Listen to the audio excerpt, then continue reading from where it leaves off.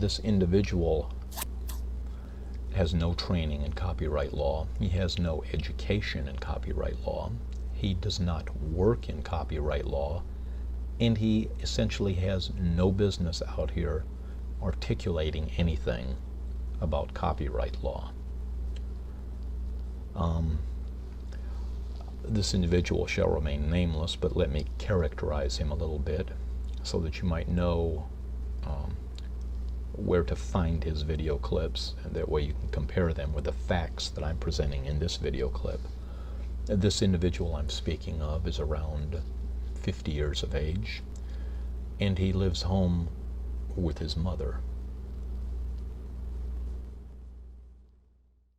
Hello. I'm Greg Solomon, and this is my video clip concerning the ethics versus the legality of downloading MP3s and file sharing. You know, years ago, back when cassette tapes were in vogue, when you would go to your local music store and buy cassette tapes before the day of CDs, it was very common to record a song for someone, somebody at work, for instance. You'd get the cassette tape of, just for instance, the Rolling Stones, Some Girls, and maybe somebody at work wanted you to record a couple of songs off of it, or a montage of songs, and you'd do it, and it was not considered any big deal. I mean, there were a lot of blank cassette tapes. Music companies and the RIAA didn't really have a big problem with it because it didn't have the global effect that it's now having with the advent of the internet. You see, where before, years ago, I might go to work and say, ask Joe Blow at work if he could give me a copy, or copy a Beatles tape for me, or Rolling Stones, or an Eric Clapton tape or something, and he'd copy it and bring it in the next day, and I might do the same for him down the road a little ways, copy something that I have. Well, with the advent of the internet, it's basically doing the same thing, except now, instead of asking Joe Blow at work, you're asking on the internet to get a copy of something from Joe Blow, who maybe lives all the way across country, or maybe on the other side of the world. It's the same difference, and now the RIAA has a big problem with it all of a sudden. Reason being, money. It's always this. It always comes down to money. Trust me, the RIAA, all of these other sanctioning bodies and corporations, record companies, they are not concerned with what is ethical and what is not ethical. They are concerned with what takes money out of their pocket. That's their main concern.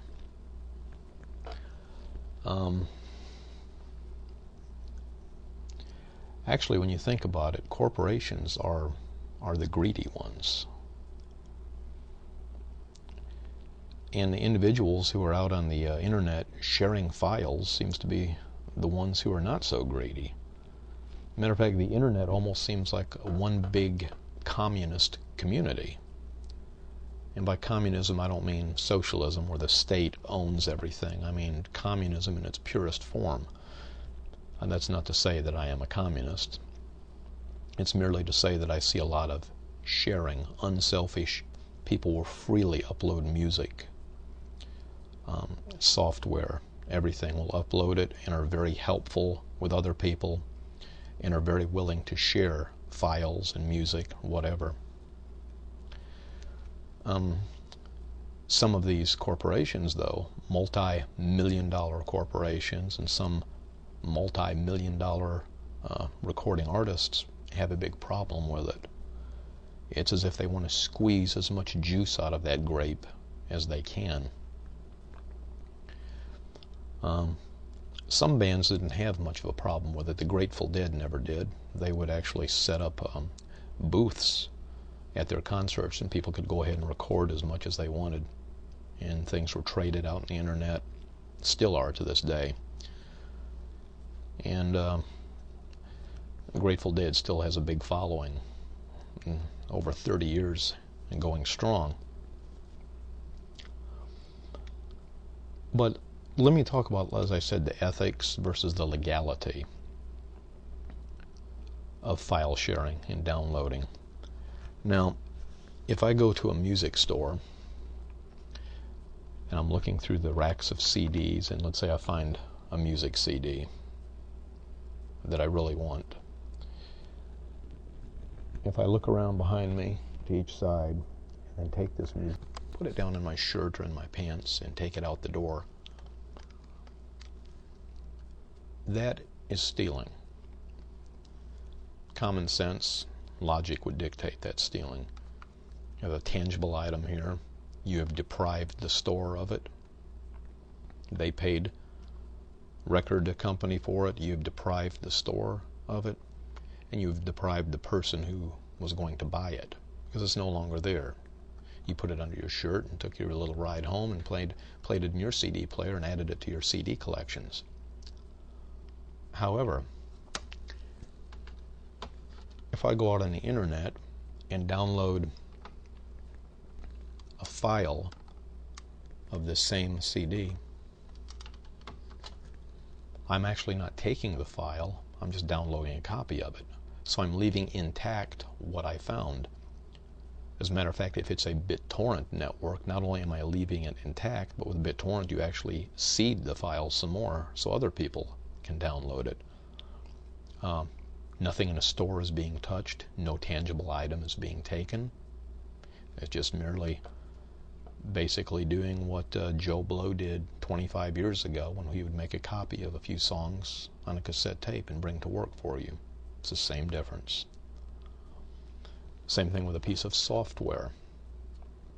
If I go into Office Max or one of the other business or computer stores and take a piece of software, do the same thing, put it in my shirt, go out the door with it, that's stealing. I've deprived the company that's selling it of a tangible product. I've deprived any customers in the store of one less copy of that product.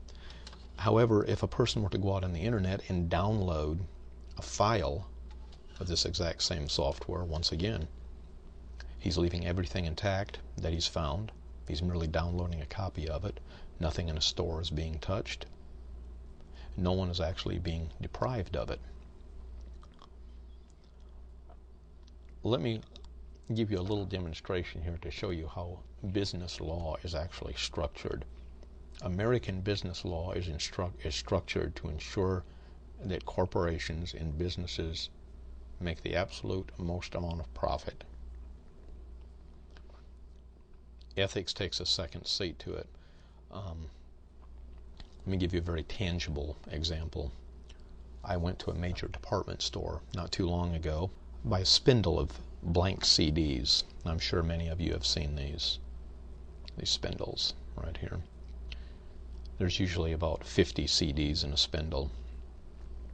So I was looking through the CDs, and they're not open like this. They usually have plastic shrink wrap with printing and graphics around it, so you can't really see in at the CDs. But you can see what it is, or Memorex or Maxell or whatever, and it's basically, I said, a 50 CD spindle. Well, I saw this spindle of Memorex blank CDs, and the price of the spindle was about $2.50 less than the other 50 CD spindles. Usually don't get Memorex. I'm usually more of a fan of Fuji or Maxell, but it's $2.50 less, and it seemed like for what I needed it for. I wasn't really going to be recording music where I needed anything that great, high quality. Memorex would suffice quite handily. So I went ahead and bought it, and I took it home. I'm coming up on the 10-minute time limit to this video, so I'm going to create a second part, and I will tell you and demonstrate to you what happened when I got that spindle home.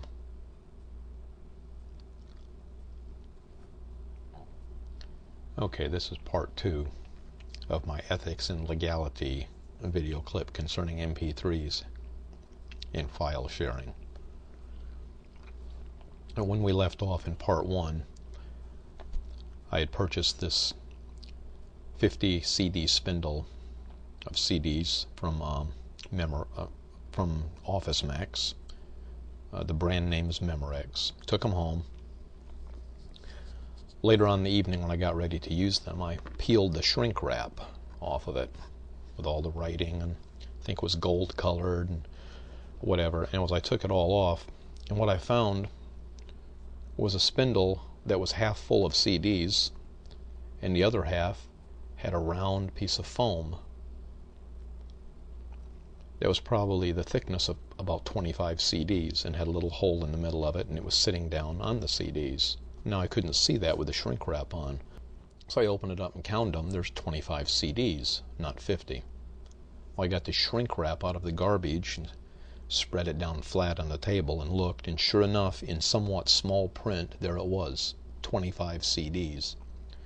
However, it was packaged just like a 50 CD spindle and put right up on the shelf with the rest of the 50 CD spindles.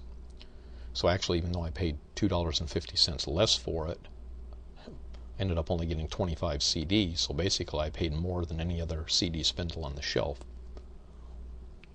Now, is this illegal? Absolutely it's illegal. There's nothing in American business law that makes that illegal. It's called packaging and marketing. There's a phrase called caveat emptor. It means let the buyer beware.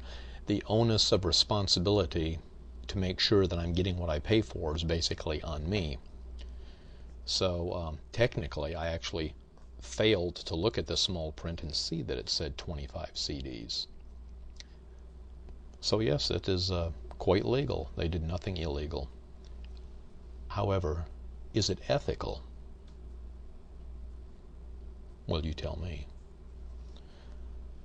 I think anyone with a modicum of common sense could see that that is in no way, shape, or form ethical. But it's legal. You won't see the RIAA or anyone coming down on Memorex because of that. No. Let the buyer beware. However, go out and try to download an MP3 and the RIAA will want to hang you by your toes. Are you starting to see the double standard that I'm attempting to illustrate for you?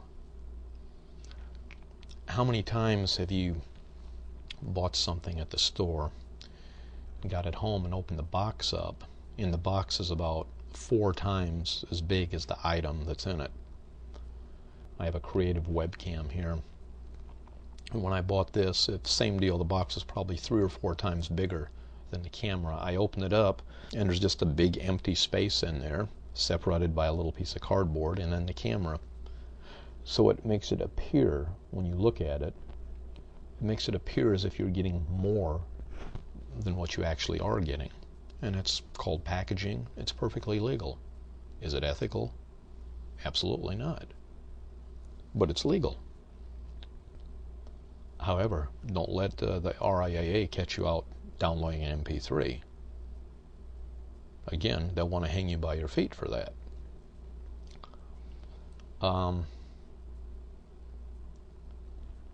many times have you gotten a bag of chips out of a vending machine?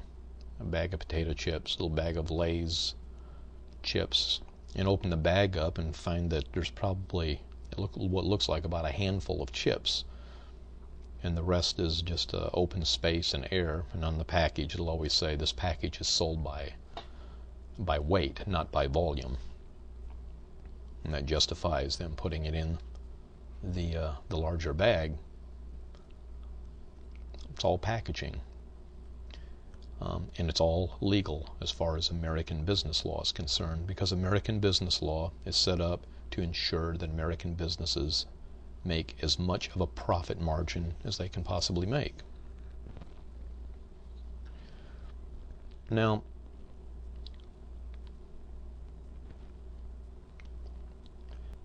to adhere strictly, very strictly, to copyright law and American business law, yes, you'd basically take something like this. You're ripped off. Just turn the other cheek and don't go out and download anything off of the internet. Just turn the other cheek, because you want to adhere to business law and you want to adhere to copyright law. However, from a practical standpoint, I'm reminded of something Henry David Thoreau once said in one of his writings. Sometimes a man will reach a point in his life where he actually becomes a law unto himself, because he begins to see things for what they are. He begins to see what's ethical and what isn't ethical. And what's ethical and what isn't ethical is not always synonymous with what is legal and what is not legal.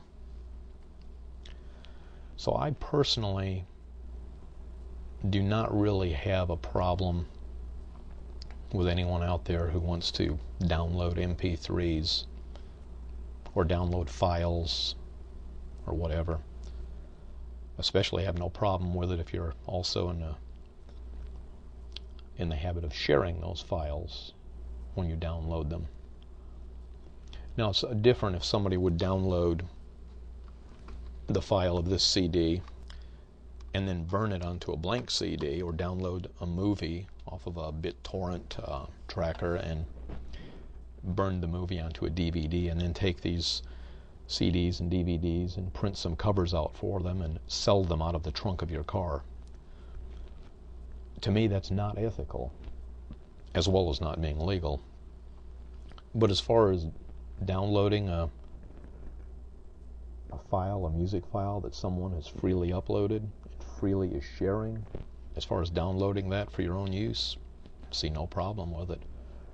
As far as burning a copy of a CD onto another CD for your buddy or somebody at work and giving it to them, I find no problem with that. As a matter of fact, I actually think it's very commendable, very sharing. I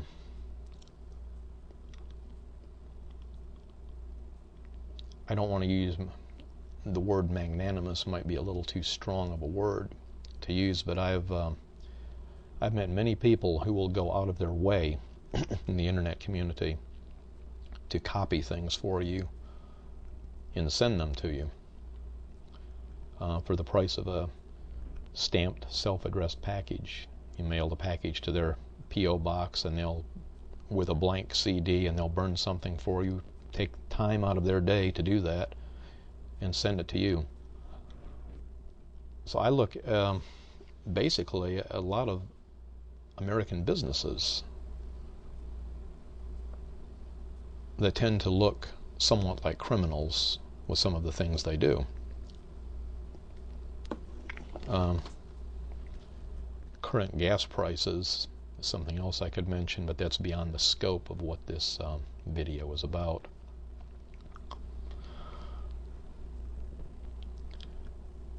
I just feel that the internet community, for the most part, is a good sharing community,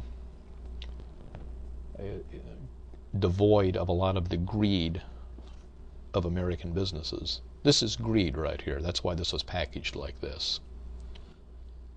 25 CDs put in a 50 CD spindle with a piece of foam and then wrapped with shrink wrap so you can't see it. And in small letters, 25 CDs. This is corporate greed, is what this is. To separate a consumer from his money as quickly as possible. And it's all legal. So I leave it up to you. Do what's in your heart to do as far as file sharing. I'll leave you this quote from Abraham Lincoln. Abraham Lincoln said, "When I do good, I feel good. When I do bad, I feel bad. That's my religion." Until next time, this is Greg Solomon saying take care of yourself and those around you. Hello, I'm Greg Solomon.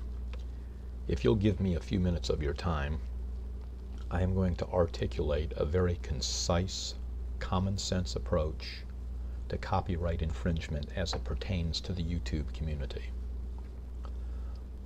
Recently, a certain individual has put out a couple of video clips out here concerning copyright use and concerning his opinion of what amounts to copyright infringement out here on the YouTube community.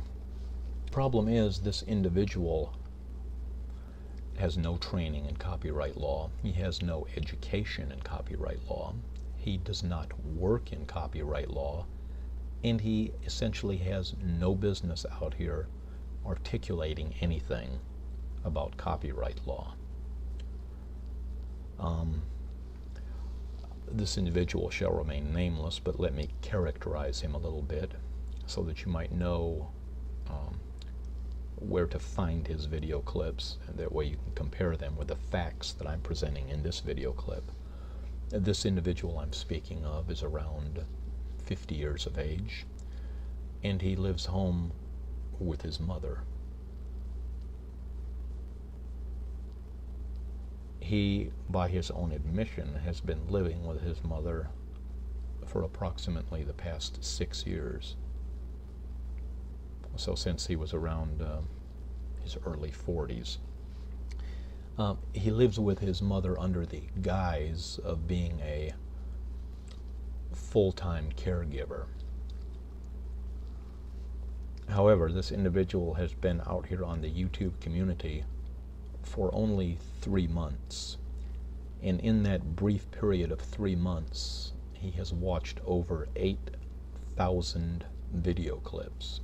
Now, he stays up most of the night to watch these video clips and sleeps during the day, so I fail to see where he could find the time or the inclination to be a full-time caregiver. But be that as it may, I believe I've said enough about this individual, and I'm going to cut right to the chase. Let me first preface this by saying I'm not an attorney. However, the Copyright Act is one of several subjects of which I am quite knowledgeable. Copyright law and the Copyright Act are very, very complicated. So much so, in fact, that there are actually attorneys who specialize in copyright law. There have also been several judicial precedents over the years that have attempted to streamline copyright law into a more readable and more discernible set of facts. And several of those judicial precedents have succeeded in creating what is known as the doctrine of fair use. And the doctrine of fair use is actually now part of the Copyright Act. The doctrine of fair use consists of 4 articles. And these 4 articles basically streamline the Copyright Act and allow an individual or an attorney, and even a defense attorney, to ascertain whether or not there has been infringement of the Copyright Act. We are going to concern ourselves with Articles 1 and 4 for what we need to talk about out here pertaining to the YouTube community. I won't give you a link to the Doctrine of Fair Use because it's very easy to find out on the internet. You can go to the United States Copyright Office website and find it very easily. Essentially, Article number 1 of the Doctrine of Fair Use asks the question whether the use of the material is for commercial purposes or non-profit purposes. And Article number 4 asks the question whether or not using the material is going to have a potential effect on the market value of the material.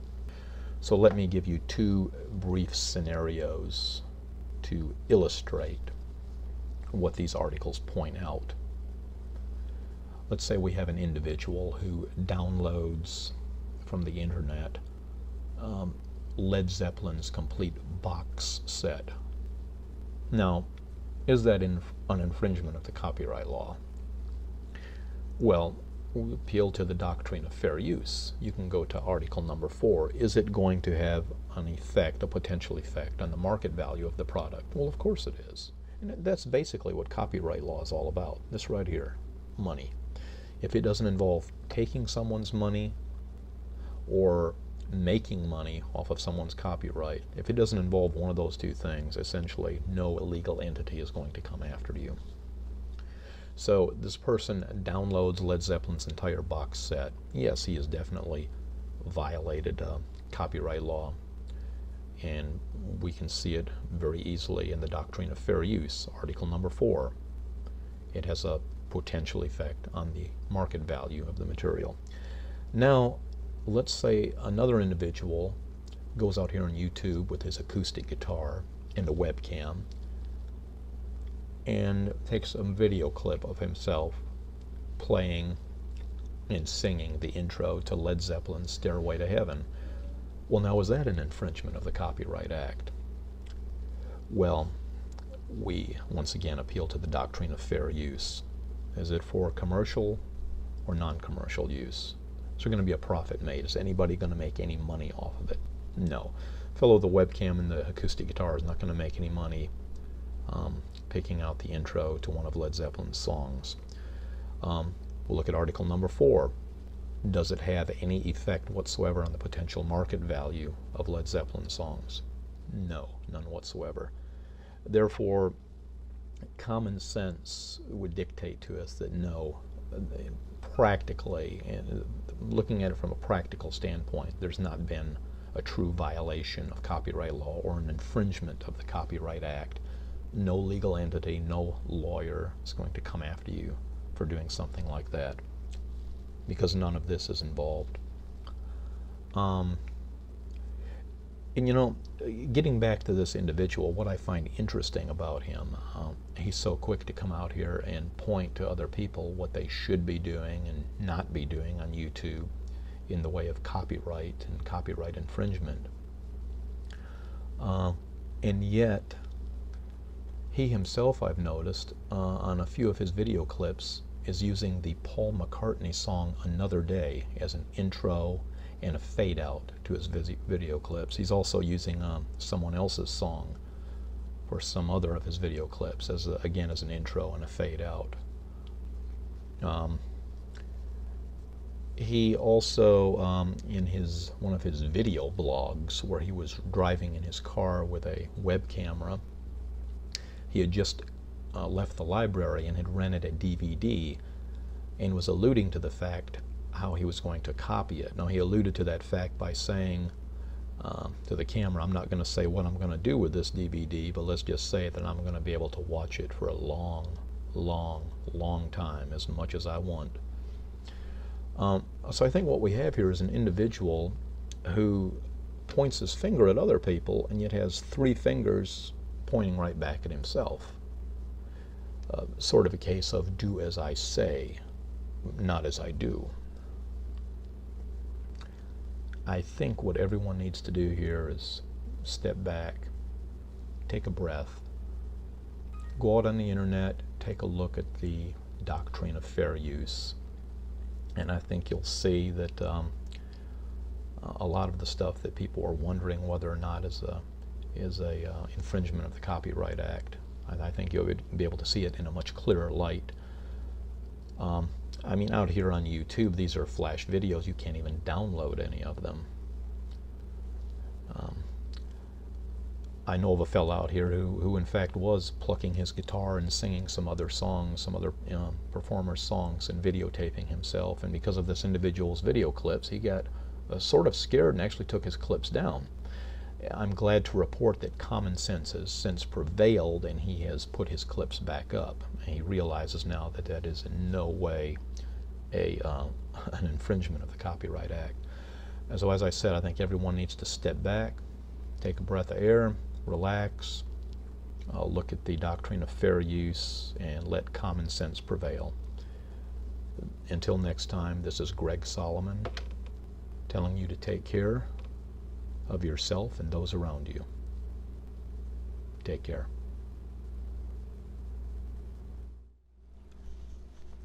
If I could, I would like to elaborate a little bit on a video clip that I posted last week concerning copyright law in the YouTube community. In that video clip, I made mention of a certain individual who remained nameless in the video clip. I never at one time named him. But I made mention of a certain individual who is around 50 years of age and is living at home with his mother. And this individual has been living home with his mother for close to 6 years now. Well, after I posted that video clip, I received a few video responses. However, one of their video responses was from an individual who thought he recognized himself in my video clip. In fact, he thought he recognized himself so strongly that he felt it incumbent upon himself to post a 10-minute response video clip. This individual's name is Zen Archer or something like that. Zen Archer. Now, Mr. Archer, as I said, felt that he recognized himself in my video clip to the extent that he felt it necessary to post a 10-minute video response. Well, I believe a little commentary is in order in light of his video response. First of all, let me say that I never once mentioned anyone's name in my video clip. However, this 10-minute response brings to mind an old saying I once heard: the bit dog barks.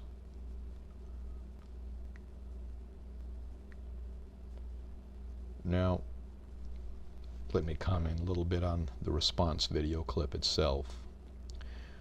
First of all, let me say I thought it was a very nice touch to have the mother propped up in a wheelchair and then photograph it. It was very convenient that she happened to be in her wheelchair at the time when he came out with a video camera, acting as if he didn't know if she was laying on the couch sleeping or what she was doing. Actually, what that is, that's the same sort of psychology that's used in these television commercials where they try to get you to send in money. They will show maybe a supposedly starving child with a rice bowl in front of him, and it's meant to generate a sympathetic response. And don't get me wrong, I realize there are a lot of starving people in the world. I'm just basically illustrating my point and using that as an illustration to describe what he did in his video clip. He did something knowing full well he was going to attempt to generate a sympathetic response. It's basic psychology. Now, I have no doubt that his mother had a stroke, okay? I don't doubt that at all. I have no doubt that she has a wheelchair. I saw it. However, I also saw her in the wheelchair and saw her moving, and it's pretty apparent that she doesn't have any neurological deficit severe enough to warrant someone being around her 24 hours a day. And indeed, this individual is not around her 24 hours a day. He's in his room for several hours at a time watching video clips. and making video clips. He's only been out here for about 3 months, and he's put out almost 100 video clips and has now watched close to 9,000 video clips. And by his own admission, he drives around and dumpster dives, to use his term. My response to that is, if someone has time to get out in their car and drive around town going through dumpsters, they have time to work at some sort of a job. What's interesting here, though, is that I see a discrepancy in his story. Allow me to point it out to you. He would have us believe that he came here, or came there, shall I say. He's in Ohio. He came to Ohio for the sole purpose and intent of living with his mother full-time, because she had a stroke. However, if you watch one of his very early video clips, you will see that he states that he was living down in Florida with a girlfriend, and at some point decided to go up to Ohio and have an extended visit with his children. I think he has some grown children in Ohio, he said. So that's what he did. He left Florida and went up to Ohio for an extended visit with his children. This would kind of indicate to me that he didn't have a job in Florida either, but be that as it may, let me just continue with my commentary. So he goes up to Ohio to visit with his children, which is what he says in his video. And while he was in Ohio, apparently he received a phone call. And according to him, in that phone call, a request was made that he not return to his residence in Florida. That request came from his girlfriend. Apparently it was the girlfriend's residence, the girlfriend's house. This essentially left this individual, Mr. Archer, with no place to go, no home to go to, certainly nothing to go back to Florida to, nothing waiting for him there. And it just so happened that in the middle of this, his mother happened to suffer a stroke, which appears to me to be a somewhat mild stroke, certainly not a severe stroke. She has no trouble speaking, speaks very well. She has a good memory. As a matter of fact, she corrected him on how long that he had been there living with her. So her memory is pretty sharp. And as I said, I can tell by the way she uses her extremities that she's not suffering much in the way of neurological deficit.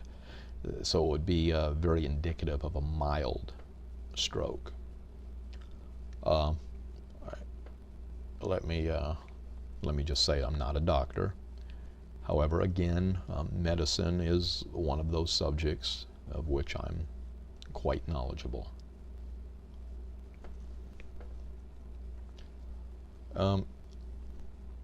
Anyway, so Mr. Archer finds himself in Ohio with no place to go to, no home, nothing waiting for him in Florida.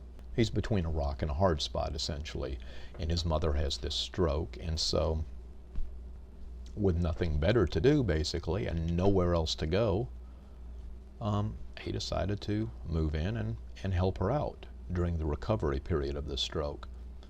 However, he has now been there for close to 6 years.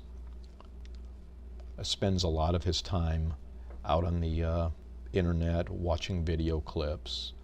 A lot of his time apparently not involved in cleaning the house, judging from the condition of the house, what I saw in the video clip.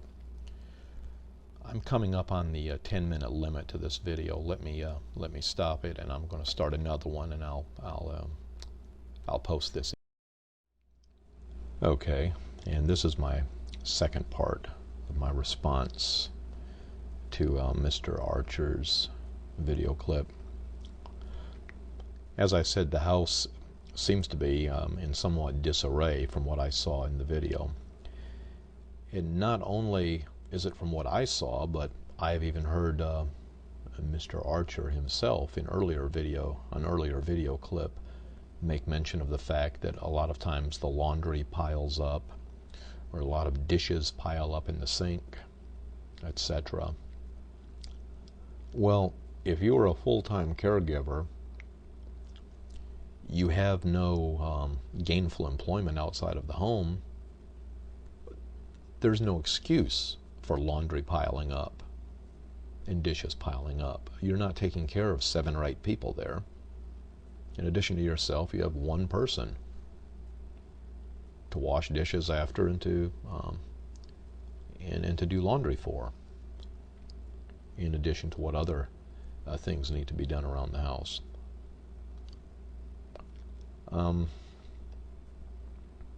It's just inexcusable to not have the house in immaculate order, clean, everything in its place. And if everything is not in its place and everything is clean, if you have a sink full of dishes or a floor or a hamper full of laundry, then you need to put this watching of video clips at 1, 2, and 3 in the morning. You need to put that on hold and get in the kitchen and start scrubbing some pots and pans and getting it done.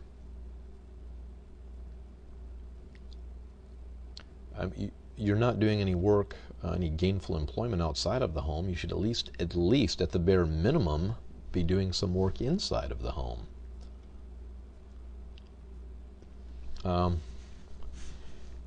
I think what I would advise you, if I could give you a piece of sound advice, I would advise you to get up bright and early Sunday morning, have a cup of coffee, and then get in your car, or your mother's car, whosever car that is, and drive down to the local convenience store or wherever there's a paper rack, and get yourself a Sunday paper from whatever location in Ohio that you live in. Bring that paper home, sit down at the kitchen table, pull out the one ads, pour yourself a second cup of morning coffee, take an ink pen and begin circling any prospective jobs in those one ads. And then Monday morning when you get up, put your coffee in a travel mug, grab the one ads with the circled prospective jobs, and put some shoe leather on the sidewalk. Put some effort into looking for gainful employment.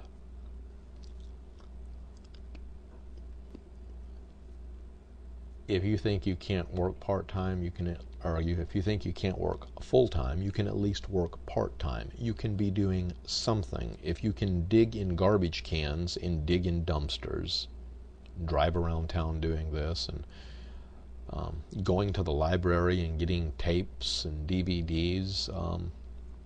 If you have time to do all this, you have time to do some sort of work, some sort of gainful employment outside the home. There's something that you can do. And let me add that having gainful employment would be good for you as well as good for your mother. It would be good for you as a person. It would be good for your mother, because you would be bringing in probably much needed income. It would even be good for the community.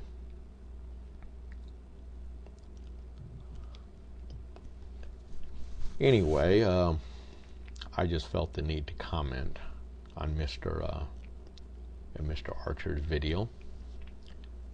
As I said, I saw some definite psychology in it. Several of you fell for it hook, line, and sinker.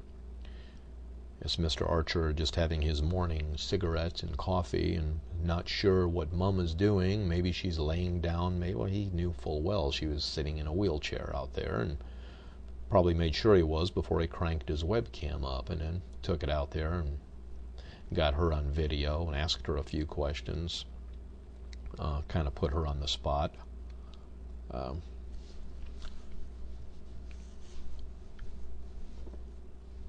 As I said, that is not an individual that needs a 24-hour caregiver.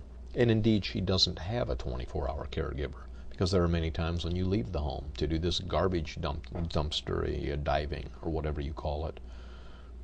Many times you're out on the internet going through video clips, because you've watched about 9,000 of them now. So as I said, if this individual has this time to take away from the caregiving, then he's not being a full-time caregiver. I don't think he has any understanding as to what exactly a full-time caregiver is. I think by referring to himself as a full-time caregiver, that I think it helps with his self-esteem. I think it helps with the image that he is projecting to other people, because he just doesn't want to say, well, I'm just living home with my mom, and I'm almost 50 years old, and I've been here for 6 years. No, he can say, I'm a full-time caregiver. That's my job. Mm-hmm. And a paid full-time caregiver at that. I'm assuming by what he means there is that Mom gives him a few dollars now and then, a little spending money. I thought it was kind of humorous also, where he asked his mother what kind of job he was doing there at the house. Not in so many words, she basically said it was better than nothing. That's a shame, because there's going to be a full-time caregiver. Everything in the house should be in order. Everything. Dishes should be cleaned, house should be cleaned, floor vacuumed, beds made, everything should be taken care of, countertops wiped off and all of that, everything taken care of before you sit down to watch video clips. I noticed that in that video clip, Mr. Archer himself had a nice mug of morning coffee. However, Mother had to ask him to warm the water up to get her coffee. That's because he's in the room with his door closed, out here on the internet, looking at video clips and making a video clip. Anyways, I just think it's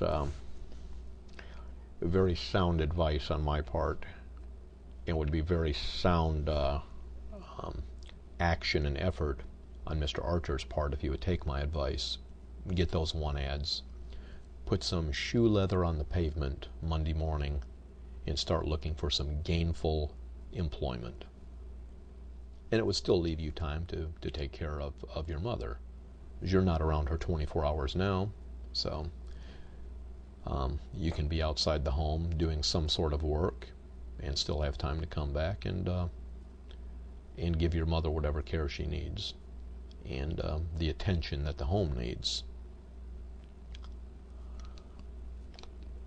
I believe I've said about everything I need to say in my commentary on his video clip. And so with that, I will say until next time, this is Greg Solomon telling you to take care.